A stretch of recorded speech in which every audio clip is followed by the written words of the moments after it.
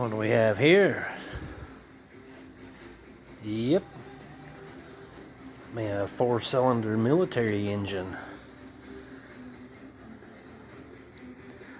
What is it, 1 of 73, made by Chrysler, 32 cubic inch, horizontally opposed 4-cylinder. I think it's a generator engine is what it is, with some big plug wires in it. Yeah. Oh, that happened to be the starter falling off, which is locked dead up. That's the starter, and that's the governor off of it. Some people mess with things and don't know what the heck they're doing, man. Like the guy, he tore the covers off of this engine. Asked him where they're at. Oh, I tore them up, cutting them off. I'm like, are you kidding me? Why would you do that?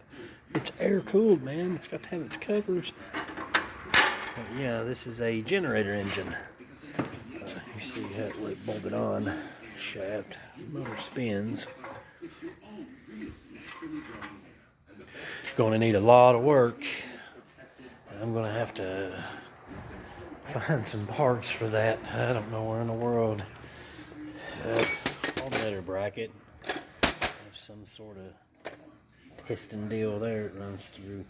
I'm not sure what that does. That's the alternator. It's a 24-volt deal. Cannon plug on the back. It spins, luckily. It may work, I don't know. Hopefully it'll be something I can get it working pretty easily. And the starter.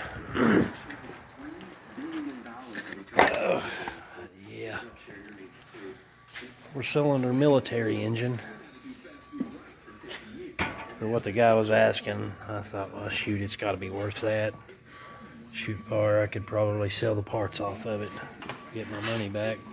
You know, it's got a good shroud, good fan, cooling fan, flywheel. But yeah. Y'all have a good evening.